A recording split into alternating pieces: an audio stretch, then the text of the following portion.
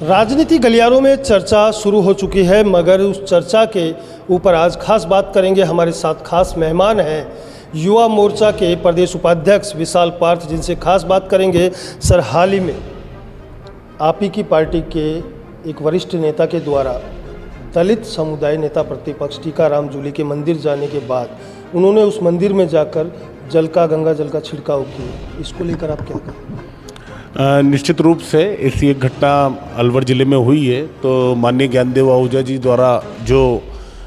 उनका संदेश शायद वो देना ये चाहते थे कि किस प्रकार राम मंदिर का विरोध कांग्रेस पार्टी द्वारा किया गया है और उनके नेता एक तरफ दिखावे के लिए यहाँ मंदिर की प्राण प्रतिष्ठा में आए हैं। तो उस दृष्टिकोण से कहीं उन्होंने वो गंगा जल छिड़कने का जो काम किया होगा, फिर भी पार्टी ने जनमानस की और सभी समुदाय की भावनाओं को ध्यान में रखते हुए उनको एक बार अभी के लिए कारण बताओ नोटिस भी जारी किया है और उन पर अनुशासनात्मक कार्रवाई की है। तो पार्टी ने अपना काम किया है। मगर कहीं न कहीं बात सामने जो आती है कि एक दलित समाज को भाजपा मतलब कि भारतीय जनता पार्टी बात करती है, दलितों की रक्षा की बात करती है, और आप ही की पार्टी के इस तरीके की जाकर हरकत करना, तो वो बहुत बड़ा एक संदेश आ जाता है कि आप कहीं न कहीं दलित समाज को नहीं चाहते, आपकी पार्टी नहीं चाहती। भारतीय जनता पार्टी एकमात्र ऐसी पार्टी है पूरे विश्व में जो किसी जाति धर्म संप्रदाय इन सभी का भेदभाव न करते हुए लोगों को साथ में लेकर कार्य करती है। यदि आप हमारे माननीय प्रधानमंत्री श्री नरेंद्र मोदी जी का उनका पूरा 2014 के बाद का प्रधानमंत्री के रूप में कार्यकाल देखेंगे तो उन्होंने SC ST समुदाय के लिए बड़े कदम उठाए हैं। हमारे SC समुदाय के जो भाई हैं, सफाई जिन्हें हम जो स्वच्छता कर्मी हमारे हैं, ऐसे उनके पाँव धोना, उनके पूजन करना, उनको खुद स्वच्छता अभियान में काम करके ऐसा संदेश देना कि ये सबसे बड़े काम है। हमारे देश की जो माननीय राष्ट्रपति हैं, महामहिम राष्ट्रपति द्रौपदी मुर्मू जी, तो निश्चित रूप से एक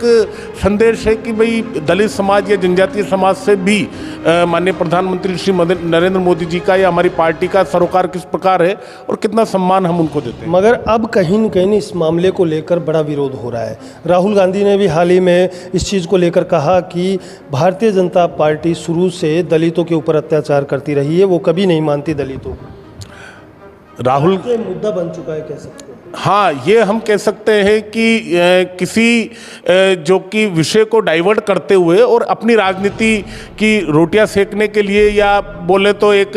इनको मूवमेंट करने के लिए एक विषय टॉपिक पूरे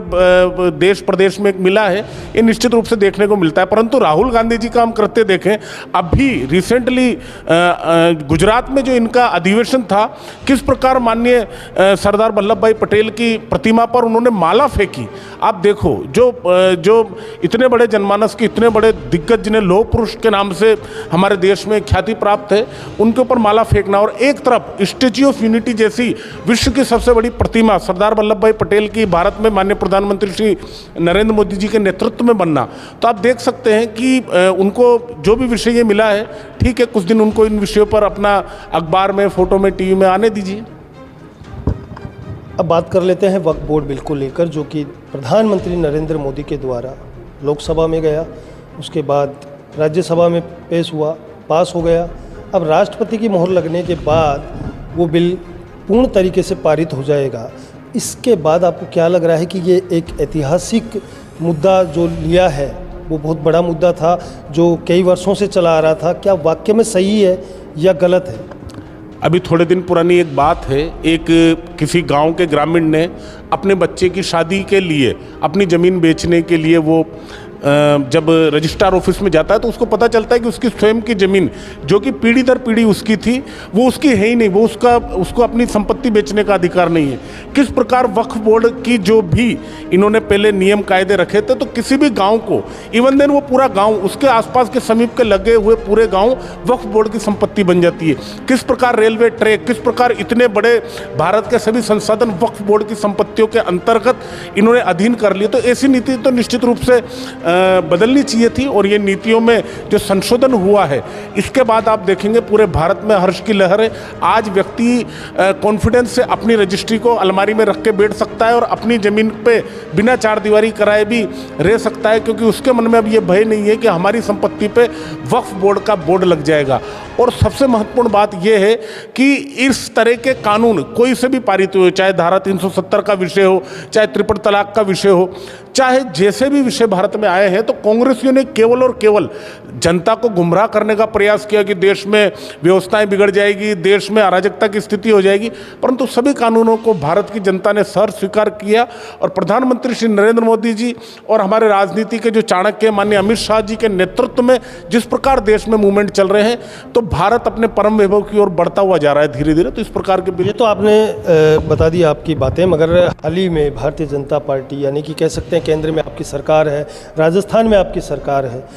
सरकार आने से पहले जो बड़े बड़े वादे किए थे कि दलितों के साथ अत्याचार नहीं सहेगा राजस्थान, या कह सकते हैं कि महिलाओं के साथ अत्याचार नहीं सहेगा राजस्थान, ऐसे नारे थे भारतीय जनता पार्टी यानी कि आप ही की पार्टी के। मगर हाल ही में कह सकते हैं कि जयपुर के नाहरगढ़ इलाके में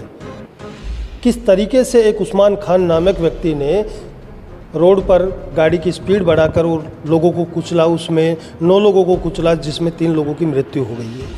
क्या हालत ऐसे रहने वाले हैं? सरकार आने के बाद भी अगर इस तरीके के अत्याचार हो रहे हैं, क्यों ऐसे लोगों पर कार्रवाई नहीं होती, उचित कार्रवाई? एक मारने वाला आसानी से वो जेल से छूटकर चले जाता है और एक बलात्कार करने वाले को आप फांसी के तख्ते तक पहुंचा देते हैं। निश्चित रूप से कांग्रेस शासन अभी गया ही है, परंतु सत्ता का मद इनके कार्यकर्ताओं और पदाधिकारियों के सिर से भी उतरा नहीं है। निश्चित रूप से जो ये घटना नशे की हालत में यहाँ के